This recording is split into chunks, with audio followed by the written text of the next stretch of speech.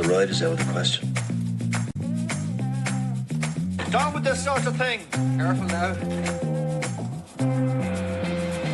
The nation holds its breath. Yes!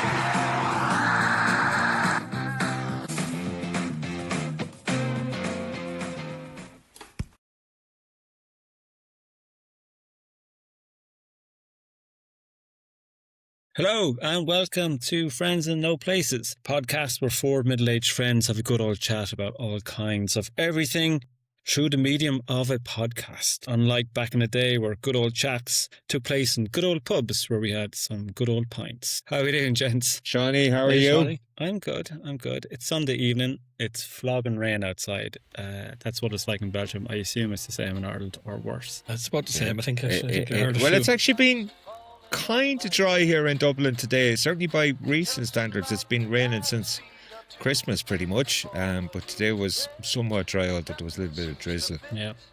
Maybe we'll have a weather podcast at some point. A weather podcast. Definitely get my weather. mother on for that. She loves to talk about the weather in Ferguson. I think I read during the week, Sean, that there was 53 days of rain in Ireland so far this year. Yeah. I gotta admit, Belgium isn't much better, to be honest. It's not better than Belgium or Luxembourg. It unfortunately starts to affect your mood sooner or later. Just 3 or 4 days without rain we could do with now at this stage. We probably should mention as well, Sean, we're down a man. Yes. Yeah. We are down a man today. So Aaron Walsh could not join us. He's out building tunes somewhere in Clonmel. But he has left us a few snippets on today's topic, which we will get to a little bit later on in the show. And now, for today's episode, we are going to talk about dreams versus direct debits. We're going to have a look at the wonderful world of work. Yes, believe it or not, work. Exciting subject. I know you're dying to get into. So Niall, you're going to ask the brave question this week. You've asked your team what it's like to work with you. That was brave of you. I have. And then you'll take a look at jobs that we thought we'd have or dreamed we would have. And then delve a little into the best and worst jobs that we've had. Mike, you're going to look at that work-life balance. Is that just another HR invention? I think it is. Or is there any real substance behind it? No quiz today, but as I said, Aaron has left us with 3 scenarios, 2 of which happened to him for real at work and 1 which is a lie. So we'll get to that at the very end. But first, yes, we're going to have a look at some stats, work stats. People spend roughly 90,000 hours at work in a lifetime, and that's based on 40-hour a week. Scary. Isn't it? Yeah. I feel like I've done already. Yeah, and that's over 40 years, of course. Full-time employees in Ireland average around 39 to 40 hours a week, and many exceed that unofficially. And hybrid work hasn't reduced that at all. I'm not really surprised about that. And just in comparison to France, I don't work in France, I work in Luxembourg, but France officially has a 36 hours week, and usually they don't exceed that. The French. They stick to it, yeah? I would say most of them do, yeah. And if they go over it, they'll probably follow it up with a strike or something like that. Yeah. That's there was a big mandate. Bit of a jibe now with my French friends, but I'm sure they'll there was a big mandate there at some stage from the French about your boss emailing you out of hours, stuff like that. Yeah, you can't do that anymore. Yeah.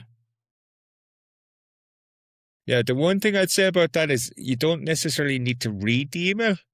So I can understand why sometimes people, but I mean, the point is you don't have to read the email when you receive the email. True. And just ignore it until you're back working, yeah? Yeah. But then I guess they can see that you've read it, can they? They could. I wouldn't usually use read receipts in emails now. I think it's a little bit much, in my opinion. Okay, it's probably outdated. Yeah. Schedule send, guys, is the way to go. Yeah. Yeah, that's why you're the techie. 9:01 Monday morning, they all come in. Yeah. No. What else? Most people will change careers 3 to 7 times during their lifetime, and the average Irish worker changes job roughly every 4 to 5 years. I don't know if that's changes kind of career type job or whether it just changes company, but I would say it's probably changes company and stays in the same career. Research shows that around 20 to 30% of workers report being disengaged at work. I'm surprised it's actually not higher, but it's still, that's roughly 1 in 4 people are not particularly satisfied. Do you guys have this kind of employee satisfactory survey where you guys work? No? You don't do that? Not so much, but we'd have conversations fairly regularly. Okay, yeah. We have, it's a big, so I work in a bank, and that's a big thing. Over here at banks, where you get this annual survey, and lots of questions, and I'm not a big believer in the output of that. I don't think they really bring any tick box exercise, I think, for the HR department. I have come across it here, but mostly in large enterprise settings. It tends to be probably in the banks. Yeah, it's a big thing for us. But I always feel the result of that depends on the person's mood on the day that they're actually completing the survey. Also depends on the questions you're asking. That's true too. Too. What else? Research suggests that career satisfaction often dips in the 40s before rising again later. So apparently your 40s are the wobble years. It's interesting because when I hit the mid-40s, that's when I kind of had my wobble. And that was actually during COVID as well. And the same for my wife as well. And we both changed. I didn't change career as such, but I changed companies. And my wife totally changed career, mid-40s. So that's not uncommon. And then something which is actually has been ongoing the last couple of years, but it's kind of taken a bit of momentum, is 4-day week. Work where you have 4-day weeks. I'm saying that right? Improved employee satisfaction without productivity drops. And I've seen that in a couple of countries. They have it in Belgium, although nobody knows about it because it's kept very quiet. I don't know anybody in Belgium doing it, but it is possible to do in Belgium. But you compact the 40 hours into a 4-day week. I think maybe for some jobs it's good, for other jobs maybe not so good. And I know they're doing trials in Poland and Portugal and in Germany as well. And I know Finland are also pushing for it. I don't know. Do I want to come back to my 40 hours into a 4-day week? Not so sure. Yeah, I think there's a lot to be said for it, and it's something that it's a goal that we have for the business rather than necessarily we're there. But I do think there's a lot to be said for it, in my opinion. Yeah, for me it depends on the type of job. I think it would be hard to say. But I think we'd be less about the 40 hours and more about the output. Mm. So something like, and again, this is probably unique to my business to a certain degree, but like one person could spend 4 hours to get something done and another person could spend 1 hour to get the same thing done. So I'm not necessarily a big believer in just the hours. It's really the output or the productivity for those hours. And I'd have much more mass in someone who can get a lot done in an hour than a person who can get not a lot done in 3 hours. I've seen down through the years some people not getting a lot done over 40 hours. Yeah. I don't know if you've experienced that, but yeah, I've seen it. Yeah, so there are just some random statistics about the work. So Niall, you asked that question. Yeah. So again, as I say, it's something that we do fairly regularly in terms of the types of conversations that we kind of have and so on and so forth. I don't necessarily describe myself or probably think of myself as a boss. And in fact, it's not something, so, I see when I work with it's a team, I have a certain role within that team or certain responsibilities. So I really kind of appreciate feedback from my team, etc., etc. So I generally like to have an environment where they can give me feedback, in terms of my performance pretty regularly. And again, they can be kind of as critical or as forthcoming with that feedback, provided it's sincere and genuine as possible. So I asked the team on Friday just before this. So again, just a shout out to Marie, Ailish, Kevin, Sinead, Paulina, Gracious, Debbie and Dennis for being honest with me. So I said I wanted one good thing or something good that I did, and I wanted something bad that I did, something that I needed to improve on. This is what they broadly said. I'm not obviously going to go into every single detail, so to speak. So they said, I admit when I'm wrong, don't hold grudges. Straight up, fairly clear, no BS.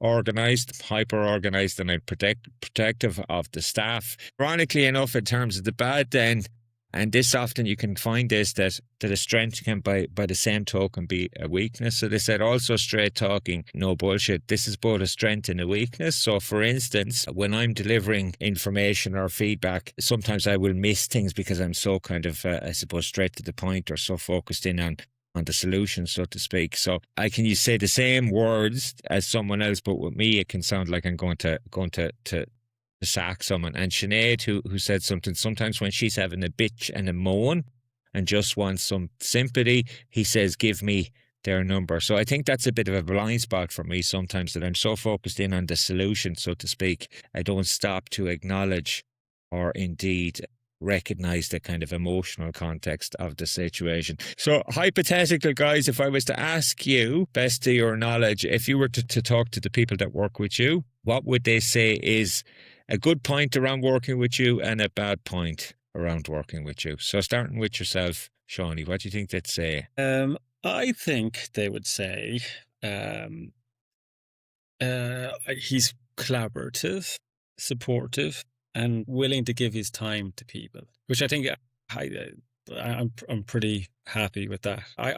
So I've managed big teams and small teams, and I invest a lot of time in team spirit and team productivity. Down through the years, I will always have one-to-one on a monthly basis with all of my team for 15, 20 minutes. And I usually don't set the subject. We can talk about work stuff, or we can not talk about work stuff, unless there's something really serious that we have to talk about, obviously. So I do like to give a lot of time, because my philosophy is you spend a lot of time with your colleagues. Yeah, 100%. So you may as well make that working environment as best as possible. So first thing I say is, any egos, leave it at the door. Whatever you produce for whatever you produce during the day, you're not just producing it for yourself, although you'll be recognized for it. You're producing for the team. Whatever you don't do, the team isn't doing. So I'm very much into that. So I spend a lot of time talking and listening, I suppose. Definitely listening. And if you're asked your team or your colleagues for one bad point or one negative, what do you think that's a... I'd say we always say there's no such thing as a stupid question. I'd say if you ask my IT colleagues, Dawn comes to us at least once a week with a stupid question. As an example, I couldn't get my mouse and keyboard to work last week, till the guys from IT came around and said, you have to pair, Sean, the Bluetooth on the mouse and the keyboard up with the one of those, Mike. And what about your team or your work colleagues, Mike? If we were to ask them the best and the worst thing about working with you, what do you think they might say? Yeah, so I changed role last year, and when I left the department that I was in, they gave me a plaque for my desk with the fixer of everything on it. I'm the second longest serving person in the company at the moment, so I'm nearly there 20 years. I suppose an oracle of knowledge, and there isn't too much I haven't seen. As I said to guys, we can fix anything as long as we know about it. But it's, I suppose, very approachable. You have to be, we've a lot going on across multiple countries, in small teams that are spread out. Communication is really important. And I suppose what happens to me is I get pulled into an awful lot of stuff. I think we're only commenting during the week about having great plans to come into work and plan out your day. For me, it's usually about 4 p.m. before I get to start my actual plan, because it gets... you get sidetracked with everyone else. From about 8:30 onwards. Everything from the building alarms going off to, unfortunately, somebody crashing a van or a vehicle or having a little tip or something like that. So it's amazing things that can get sidetracked during the day. And if then the worst thing or a negative about working with you, Mike, what you think they might say? The worst thing about me, I'd say working with me, that probably drives people cracked, is I question an awful lot, because I want to know why did that happen. And it's not that I want to give out to somebody, it's want everybody to understand, okay, when we do things wrong, we have to understand why it went wrong and keep drilling into where did it file down, or what were the 2 or 3 things we could have learned from this and done better. And I probably just torment people till I get that answer a little bit. Okay, so if we could travel back in time, lads, to when we were 16 or 17 in transition year or 5th year in St. Ailbe's in Tiptown, and in terms of our lives and our careers kind of were ahead of us, what did we have in our heads then? What did we think we'd end up doing? Now, I was just saying before we came on the podcast tonight again, and Aaron, who's not here, I always remember Aaron saying he was interested to do something artistic or in art. He went and then studied graphic design in college and obviously became a graphic designer. So his career for all intents and purposes, I suppose you would say it was a straight line. Mine certainly wasn't, and I'm sure yours probably weren't either. So again, starting with yourself, Shawnee, if we could go back and ask a 15 or 16-year-old Shawnee in transition year or fifth year and say Daleby's what he wanted to do, what he wanted to become, what would he have said? Well, if he knew what 49-year-old Sean was doing now, he'd go, "What the fuck?" No, he wouldn't. I don't think he'd believe it. He would not believe that I'm working in a bank, heading a risk management department. Not in a million years. And that never crossed my mind. I think my fatal flaw was I always thought about things I would definitely not do, and then I ended up fucking doing them. But I remember my first kind of wish was to do sound engineering. Okay. Because I don't know if you remember, Niall, I think it was in transition year maybe, we were brought up to Dublin for a day and we got in to see a studio. Yeah. I think Canada were actually recording in that studio off Marion Square, I think, at the time. That was just like, just seeing the big mixing desk and seeing all that, that's like, okay. And as I was into music, still am, sound engineering was what I really wanted to do, but I think there was only one school in the country doing it at the time, and it was just too expensive for me to go up to Dublin and do that. Musician, obviously, that's something, but Yeah. I think that was more of a fantasy, and I think I was always concerned about could you really make a career out of this, and am I good enough? A lot of self-doubt. You have to have a lot of self-confidence to go out and try music for a living, because it's a hard knock life, you know? Yeah, 100%. What about your parents? Did they have any ideas for you when you were younger? Absolutely zero. I think my Okay. mother wanted me to be a priest at some point, Okay. but knocked that in the head fairly quickly. So sound technician, musician, priest, and Yeah. you're now working in banking, Shawnee. Yeah, exactly. I think they're the only kind of ones that come to mind, really. I think, and I see with my own son now, and his friends his age. Truly, I really wasn't sure what I wanted to do. Yeah. To be honest, I think it's a ridiculous question to be trying to ask most 16 or 17-year-olds. Another conversation altogether, but I mean, how can anyone really know at that point? Self Mike, 16 or 17-year-old Mike, what did he hope to do, or what was he planning to do at that point? A job holding up a bar someplace. Holding up a bar. As you know, I come from a farming background. Yeah. Oddly, I didn't want to be a farmer, even though I enjoyed it and working on the farm. I wanted to be an electrician. Did you? Yeah. And I get reminded about it from time to time. I wanted to be an electrician, yeah, but my parents said, no, you're not going to get a trade. You're the second in line in the family. You are going to invest in your education. But like, as you said, at 15, 16, 17, choosing what you want to do for a career, I chose mechanical engineering because I liked the physical aspect of it and I was good at that. And now I work in IT, Yeah. How did I get there? Probably a couple of different jobs along the way. But as I said earlier, and actually I think the end of this month, I'm 20 years working for the same company. Having said that, I was helping a mate of mine yesterday move some furniture, and he's working for a company that I worked for once upon a time.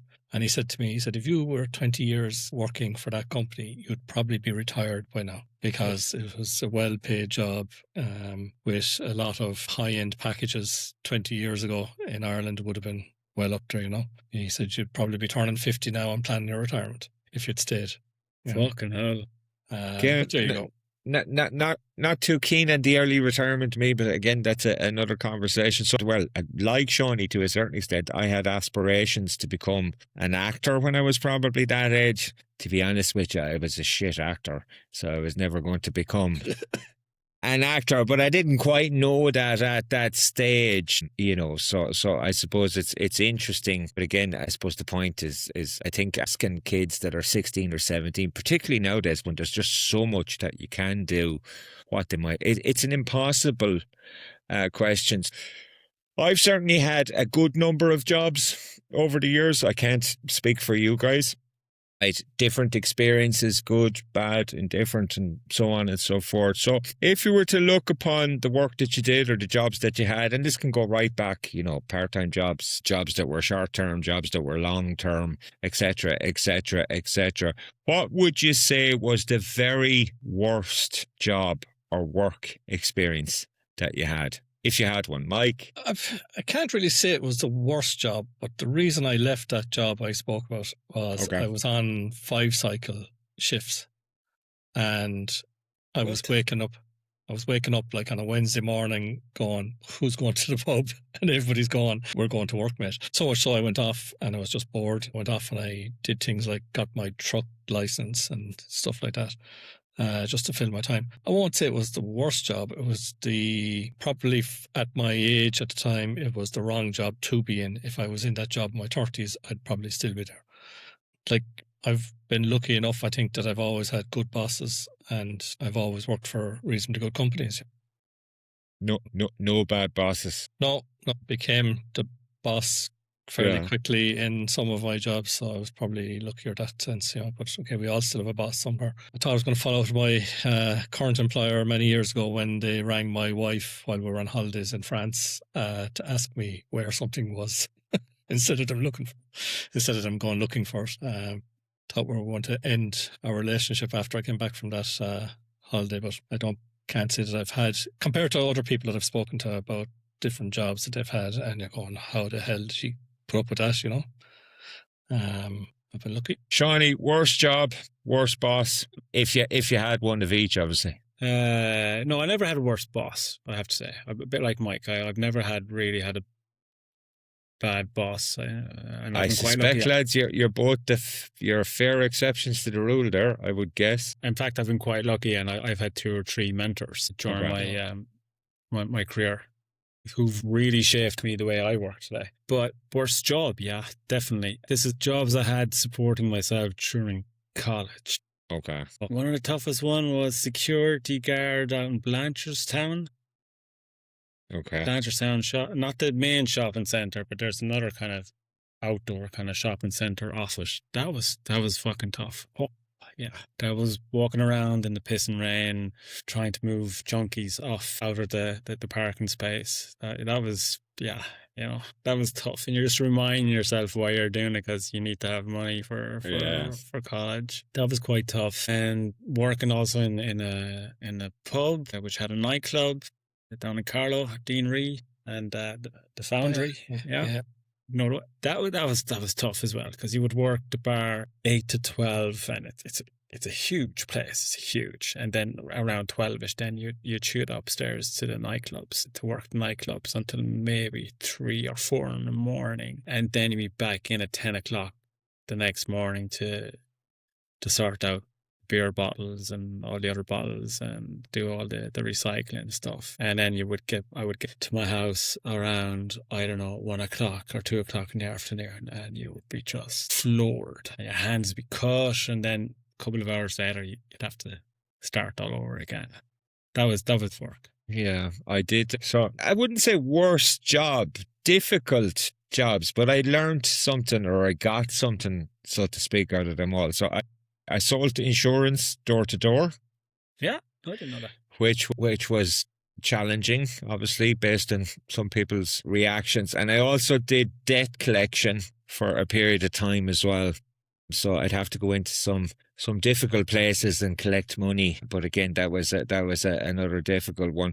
And what about then looking at the best jobs or the best job experiences? It doesn't necessarily have to be the best jobs. Yourself, Mikey, I'm guessing it's where you are now. Yeah, I suppose where I am now. I worked for a very good boss in HP back in the early days, who I'm still in touch with, and we meet up about once every 2 or 3 years for coffee or lunch somewhere along the way if we can. Probably where I am, I suppose, given the fact that I'm here as long as I am. I did have a little hiatus to see that I need to find something else during, or just at the start of COVID, which was bad timing, but ended up returning back to where I am now.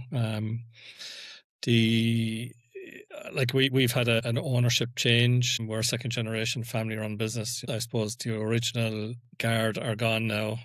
They would have been my mentors at the start. One of them unfortunately passed away a couple of years ago, and I would have said he was a very good mentor of mine over the years. Learned an awful lot from him. Is it the best job? I suppose everybody would.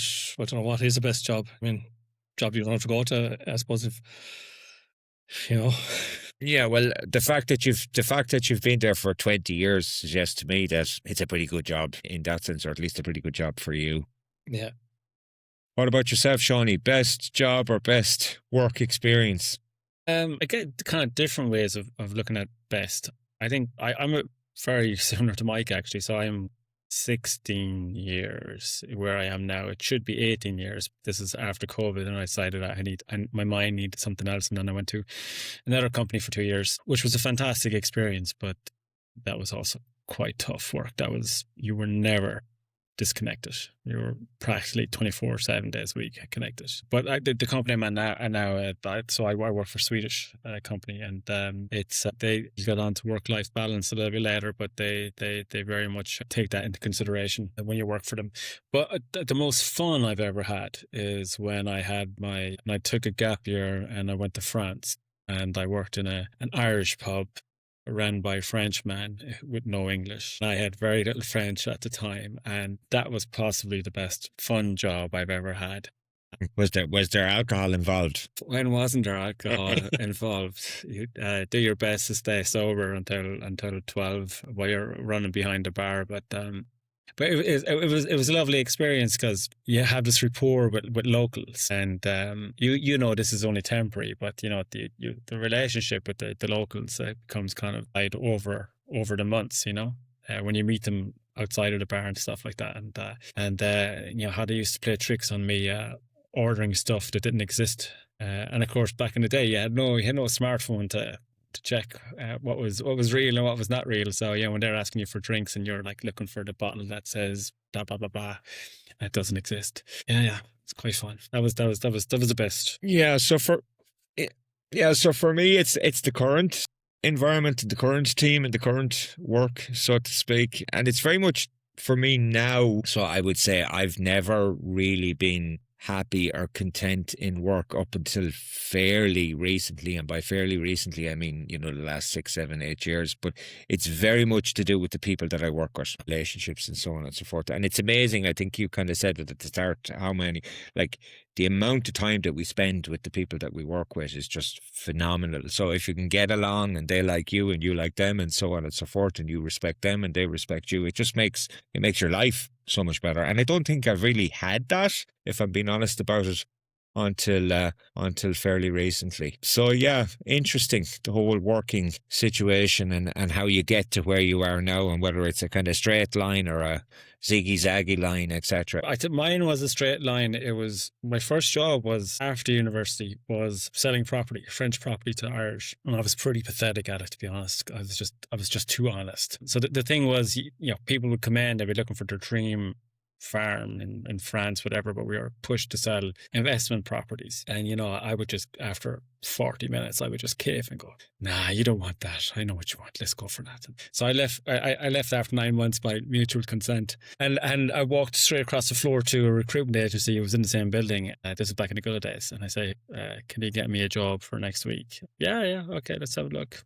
Give in the printed CV. So, do you want to work in a bank? Yeah, okay, why not? I will fill up the time while I find something interesting. 25 years later, I'm still working in banks. You're still there, yeah.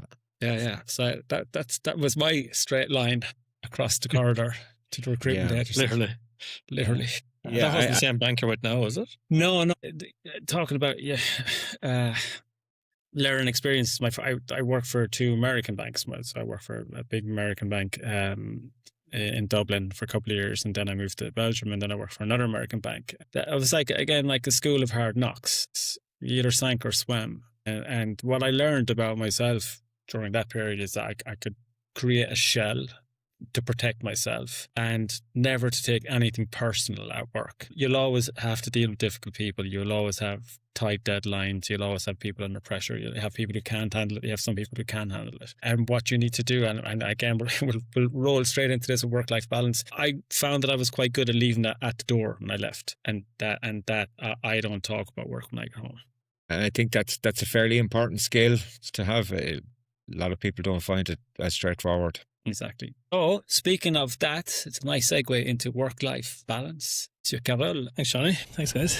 Yeah, work-life balance. So let's start with a question. When we first started our careers, guys, did work-life balance even exist, do you think? When do you recall it being spoken about? It's a relatively recent phenomenon, I would say. Yeah. Well, I can remember my first proper job at some point. Maybe not the first bank that I was in, but the second bank it probably came in during one of the annual reviews. The question, it became a standard question. What's your work-life balance like? Shit. I think that was my first answer. Yeah. Well, all I can remember is the constant going, and maybe that's me. I probably would be classed as someone who's a bit of a workaholic. In any job I was ever in, just seemed to constantly keep moving. Maybe that's a little bit of being from a farming background, There's no turning off the lights at 5:30 in the summer when you're cutting silage or bringing in the hay, There's no clocking off at 6 p.m. sort of thing. But I remember the constant going, even, things like sleep, thought that was something we just caught up on a Sunday. I think we've lost Mike. Yeah. So as far as I understand it, I was actually, as I was kind of looking for kind of stats and just doing a little bit of research in terms of, and I can't remember the guy's name, but the whole work-life balance thing, right? This guy back a long time ago came up with this kind of ratio that basically you work 8 hours, you sleep 8 hours, and you have 8 hours of recreational activities. And I think that was the kind of the starting point of the whole work-life balance, I suppose, piece, so to speak. You back there, Mike? Yeah, sorry, I dropped off there for a second, guys. Yeah. Oh, that guy, Robert Owens, that's back in the 1800s. Yeah. But in the 1980s, it kind of became a thing again, but it was actually more there to address work-life imbalance for women who were going out to work, predominantly. But or is it just something that, HR departments have come up with, or people who want to bring their pets to work? Yeah, but do you not think, so again, this is something that I've struggled with tremendously, right? So to your point, Mike, I'm a bit of a workaholic, right? So I really struggle to take a day off from work, right? So, and the other thing that I've noticed, certainly recently in the last number of years, so I work hard and I work fast. I'm fairly productive in terms of what I do. But if I have to take holidays, to go from gear 6 to gear 1 in a 24-hour period, I find that adjustment horrible. So actually, if I was to go on 2 or 3 days holidays, I would have to kind of wean myself off work. So the first day I'd have to plan a number of hours of work. The second day, less hours and less hours and less hours, because I can't go from working to not working in the 24-hour period. That's funny. Actually, just when we finish on that 888 rule, I don't think those guys ever factored in commuting, because an awful lot of people have to commute for an hour before they start their 8-hour day and then commute for an hour again the evening time. Switching off, Niall, personally myself, being busy is probably part of my identity, A common question that's asked when you meet somebody, whether it be on the street or somebody to work, you'll always ask, are you busy? I think in Ireland, the standard reply is ash or flat out as always, I find myself, in order to take a proper break from work, it needs to be a 2-week break for me to totally come back, recovered, if you know what I mean. I don't think I could deal with 2 weeks off of work. Yeah. I find it really hard, to be honest with you. I used to find the first 5 days of holidays, it's constant stuff going. You're still thinking about stuff, did I tell the guys to do that? I hope they did that when the way they were meant to do it, that sort of stuff. But I kind of got into the habit of making sure I just did not bring my phone with me and I did not bring my work laptop with me. And I needed that reset, but I find it maybe a bit like yourself, that I find I need that 2-week period, and I know the first few days is still going to be work stuff flooding my mind with things, It's not like I can walk out the door at 5:30 on Friday, hop on the plane on Saturday and not think about it again till I return back. It's constant you know. But remember when you said, Shawnee, you're able to leave work in the office, or as in you can put a line between the two. That when I said to you, that's a gift, so to speak. But it took me a long time to get there. So I was very much like you guys, up until a few years ago, where I could not. My position didn't really allow me to kind of switch off all the time. Particularly in the first two banks that I was working for, I would wake up phone calls at 1 o'clock in the morning and have to go back into the office, and that Again, I'd say I'm a workaholic, but I like to think I have a very good work ethic. So, you keep plowing away until the job's done. It's always my mantra. And if that means I have to work an extra 3 hours in the evening, or be at your desk at 6:30, or work the weekend, so be it. But I was managing that pretty well until I changed jobs a couple of years ago, and I went to work for a private equity company. I did a big task, and the foreign department is quite disorganized, and you had to get some structure into place. And I went into a job where I knew nothing about private equity. Didn't know the faintest thing how it worked. Because of that work ethic, I guess that challenge was like, okay, let's see how good I am. And I did for almost 2 years. But there was no disconnecting, as I said earlier. It was almost 20. I got to within 18 months in that job, and then kind of old Sean kicked in and went, did you really want to be like this at 48, 49, 50, 51? Yeah, enjoying the job. But I dropped sport, I dropped music. Food became my kind of thing that I would, used kind of to relax. And then I just felt, okay, no, I have to stop this. So then I was fortunate enough to go back to my old place, and then I just applied a new philosophy in my old place that very few people at work have my private phone number. I no longer, when I get home, I have that commute mic, so we should do how many hours spend in the car. Yeah, but I check my phone when I get home, and then if there's nothing urgent, that goes in the bag. The laptop stays in the bag. And unlike you guys, when it comes to holidays, I can stop at 5:30 or 6 or 7 on a Friday, hop on a plane on Saturday, or in my car on Saturday, and go, and then don't look at it. And it's not an easy thing to do. So, because most of my colleagues can't do that. Yeah, and if you think about it, then again, and it's ironically the fear of retirement. So, because retirement to me is like a really, really incredibly long holiday. I mean, I know it's not, but all right. So like I am quite literally petrified of retirement. Yeah. It's up there if it's not my kind of number one fear. And I do think, to be fair, right, and again, I'm not suggesting for a moment that retirement killed my dad, right? Yeah. But I certainly think he wasn't in a good place to manage or handle retirement, because when work was taken away, to Mike's point, so much of his identity, there wasn't really. So, he certainly didn't enjoy his retirement. And I've seen other people who can enjoy their retirement. So at this moment in time, I suppose I have no desire or intention to retire, because I don't think I could cope with retirement. Well, this is a great debate, because retirement is what you make it. And I can relate. My dad was same as your dad. Like, I mean, he, one day he wasn't getting up at, actually probably for the following year after his retirement, he still had the same routines and still getting up at the same time. But yeah, my dad never really had any hobbies, never really had anything outside of the work.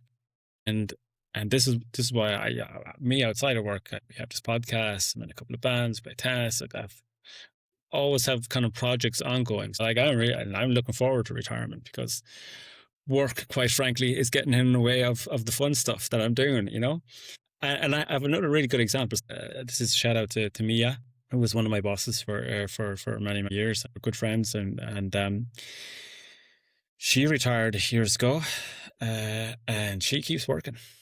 She is working. She's 70. She won't mind me saying this now, but she'll be 71 in not too distant future, and she is still working in finance, and has had no intention of stopping, because that's her thing, is to work and to be able to produce and be productive and all that. So I think retirement you shouldn't see it as a big holiday, but you should see how you're going to make yourself productive during that time. Yeah, That's my kind of view of it. yeah. I was yeah. helping. I said earlier I was helping a mate of mine yesterday move some furniture for his father-in-law, and his father-in-law is now 84. But he was the CEO of a fairly sizable manufacturing company in Ireland for a long number of years. And after he retired from that role, he sat on many boards for different things. But he plays a lot of golf, walks a lot. And he said to me after he retired, I was asking him what he was, how did he fill his days, and I said, well, for the first, what he felt like was the first maybe 5 years of his retirement, he was busier than ever and just got straight away worked at different things, as he says, gave back a bit to the community. But now he's just happy to go play his golf every day nearly and walk 10 kilometers. Yeah, to tell you how bad I am. I'll tell you how this is the honest to God truth, right? So I've agreed this summer to go on a week-long holiday, right? I can normally cope with about 2-3 days, right? So I'm going to have to take a week's holiday this summer. I'm struggling to deal with that. That is making me incredibly anxious. That's amazing. It's amazing. Yeah. The thoughts of, and I'll have to do the holiday.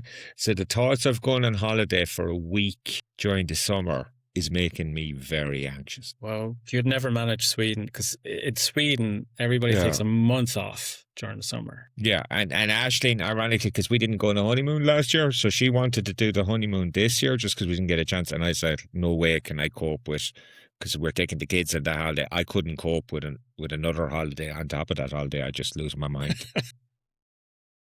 You need to do just, something. It'd be too much. Yeah. You need a hectic schedule for when you're on holidays. We're going Yeah. here, we're doing this, we're climbing up a mountain. Yeah, but the thoughts of going on holidays for 2 weeks, I would lose my mind. So, I mean, I can just about see how I could cope with a week. But normally, like, holidays is 2-3 days is my limit. It's amazing. Yeah, it's amazing, and to be honest with you, I can cope 2-3 days. I can kind of cope if I do some work. So I kind of work for 2 of the 3 days and maybe spend a half. So spend a full day based on the 3 days working, and then take 1 day that's a little bit easygoing. I can kind of cope with that. But trying to take a week off would just it's stressing me out even now thinking about it. Well, do you want to know how many days vacation I have to sort out this year? Okay. 39 and a half. Yeah, I'd have to. Now, if like, don't get me wrong, if Right. I don't know, if you went climbing mountains or something for a week, something really physical or something, I can cope with that. But it would have to be kind of active with work, with some actual work thrown in there. Yeah. All right, guys, we're going off down a rabbit hole here. Yeah. We'll pull it back here a bit. I know I'm conscious of the fact that we haven't actually mentioned anything about COVID and the shift that's possibly had for people, but I actually don't know how you guys feel about it, but I'm starting to think that people are drifting back to pre-COVID times and the way they used to work before COVID. I think during COVID, we went, everybody went remote, everybody was getting used to clocking off at 5:30 at home and maybe going out and then mowing the lawn and things like that, and no commuting. But I think we're drifting back to... To be fair, Mike, I think a lot of companies are, but not necessarily. So we've definitely been able to hire 2 or 3 really good people in the last 12 to 24 months that, with all due respect, we probably wouldn't have been able to hire if it wasn't for the fact that the companies or the roles that they were in went back to, we'll say, an office environment or a more office environment. Yeah. Right? Yeah. I think COVID for me, I was super productive at the beginning, first year. So it's like, it was a bit like I actually wasn't disconnecting as much as I should have been. Actually, it was just so easy to go and do this, do that all the time, constantly. But for the kind of second part of COVID, I just found myself actually going like a negative of being not that productive. Stopping shaving, doing the whole tracksuit bottoms on, maybe a jumper for meetings, and doing the bare minimum. And I needed to go back to the office. I needed that work. But that's kind of a creature of habits. Work for me should be in the office. I need to get up and go. Like the gym, God knows the amount of money I've spent on home gym equipment that I've never fucking used. And I started to realize that I need to go to the gym to be in that environment to do that. And that's why I work very rarely from home, because home is where I want to chill out and relax, play music and cook and all that sort of stuff. So I hope we never have to go back to COVID. Jesus Christ. Yeah.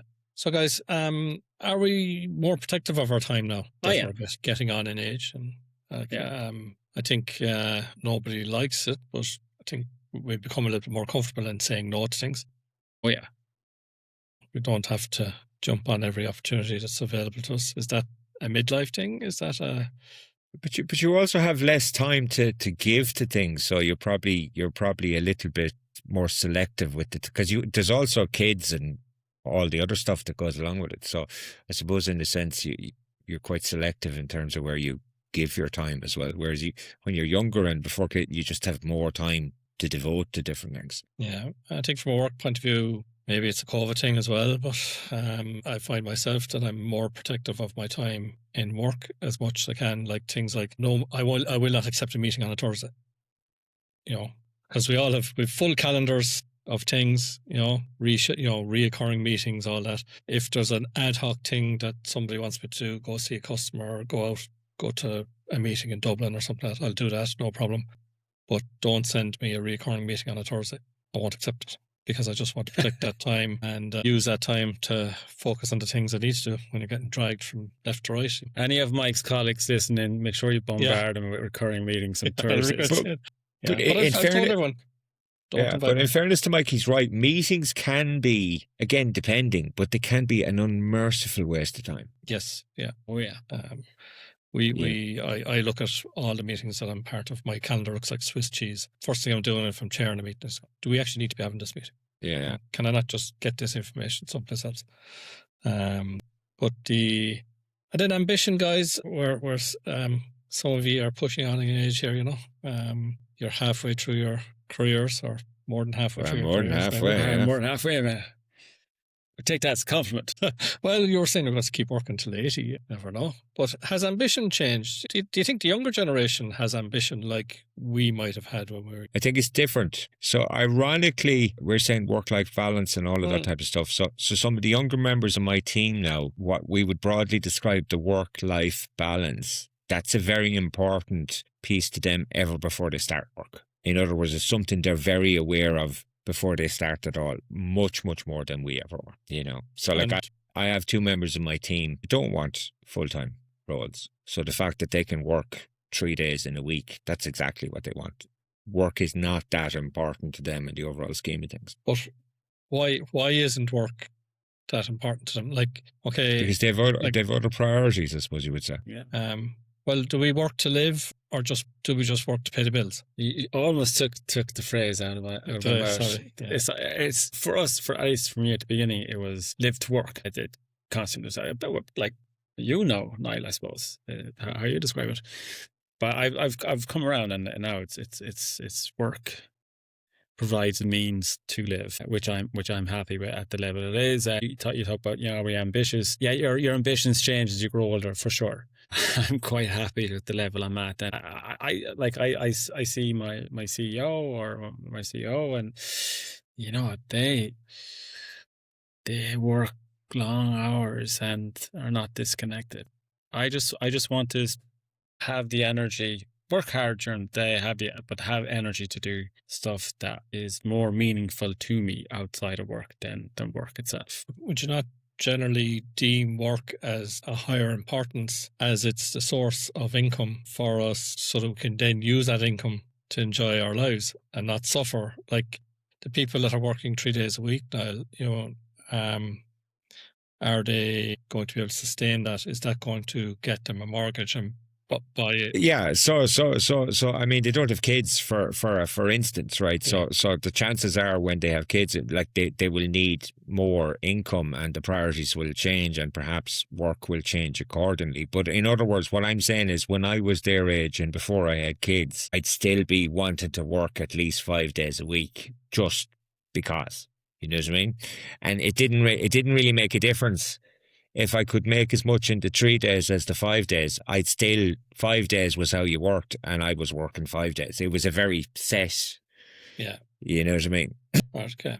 All right, guys, look, I'll leave you with this, right? The great Jeff Bezos, the man that owns Amazon or started Amazon, he rejects the term work-life balance and instead he prefers the term work-life harmony. No, I've got a better one for you. It's not work-life balance. It's life balance. Now, if you do. Now, we got to move on, guys. Okay. Yeah. Flies and we're having fun. If Aaron Walsh was here, he'd probably say, right, fucking never retire. I'm going to be working till I'm fucking 90. That's my best Aaron Walsh accent. And speaking of the man, so he has left us with 3 work scenarios, 2 of which are true, that did actually happen to him, and 1 which was false. Are you sure it's not 2 are false and 1 is true? No, I double checked this with the man Did you himself double check today. it? Okay. And he said 2 are true and 1 is not true. So I'm going to play them for you and you can have a guess then. So I think what's going to happen here, Shawnee, is the next time for the next podcast when Aaron is on, he's going to let us know what the. Oh, is he? Okay. Yeah. Okay. So we're going to guess. We're going to guess now. Going to try and figure it out, and then we'll find out on the next podcast. Okay, fantastic. Good way to go. Then that means that our listeners can suggest or put their thoughts on what's true and what is not true. So, first scenario. Here we go. Aaron. Hi guys, me again. Yeah, so we'll call this one sending the wrong file to print. So when I was working in Cork back in 2001, we were doing a promotion for a furniture company, which were next door to us in the business park. So the promotion was for 3-piece suites, suites. So I sent the file to print, I think it was 10,000 flyers at the time or something. So your man had them all distributed and we just spotted on a billboard downtown that it said 3-piece suits. So everyone thought it was for a wedding or a shop. So, geez, I nearly got the sack for that one. Anyway, don't send the wrong file to print. Excellent. So I'm tempted to say that's one of the true ones. Well, let's hear the other 2 first and maybe It sounds very plausible. Okay, here's the second one. Hi lads, how are you keeping? Sorry I can't be on this pod. Just a couple for you to decipher whether they're true or false. So last year I got a new printer. Big Xerox, about 12 by 4. So everything started to finance, etc. Your man arrives down from Dublin. Oh, you bought a printer here for you. Oh, no bother, says I, yeah. We got it out of the van there. So we got it out in 3 bits and came up to the door of the office and fucking printer wouldn't fit in. Your man couldn't believe it. He said, what's the story, bud? Enough fit in the door. So we had to take the door frame off, which took an hour and a half, and got the printer in eventually, and needless to say, your man wasn't impressed, but fair play to him. Jesus, bud, you're holding up me whole day. So, lads, do you think that happened or didn't happen? But so the moral of that story is always measure your printer. Thanks, guys. Talk soon. Excellent. Yeah. Okay, here's the last one. So lads, yeah, this is the last one now, a little voice note of Levy, Lovey and Levy. We call this one non-existent white ink. I think this happened a couple of years ago. So a client complained that the areas in the design were not white enough, the white areas, when they printed on their office printer at home or in the office. So I explained that printers don't print white ink, they just leave the paper blank, and it depends on the colour of the paper, how white the paper is. So the client was arguing then that he'd use liquid white on the paper to make it whiter and expected the printer to do the same, so I just gave up in the end. It's amazing what people convince themselves to be true, isn't it? Okay, love you, Levy. Talk soon. I hope that's true. Yeah, fucking, I wouldn't be surprised. All right, so that's 3. So the first one is wrong file to print. Suite instead of suit, or suit instead of suites. Printer too big to fit on the door, and then the invisible white. So ink. 2 are true, 1 is false. 1's a lie, in other words. 1 is a lie, and 2 are true, and we'll have the answers for you in our next episode. But we probably have to Places. guess. We have to nail our colours to the master. I'm going to Do you say want to number guess 1. now? Yeah, I'm going to say number 1 is false. It's false. Yeah, Aaron is too clued in to do that. Shawnee? I'm going to say number 3 is false. People can't be that stupid. Yeah, I think you're probably right, but I want number 3 to be true. Okay. So I'll vote for number 2 just to keep it even. Okay, 1, 2, and 3 are voted for. And as we said, listeners, please Drop in the comments which one of Aaron's work tales could be true or could be false. And we'll leave it at that. It's a very interesting podcast, guys. Remember, don't work too hard this week. Take some holidays. Take some holidays. And I'll leave you with this quote from Seamus Heaney, the famous Irish writer. By God, the old man could handle the spade, just like his old man. Have a good one. Very good. It's a good one. All right, bye-bye. Be good. Bye-bye. Bye.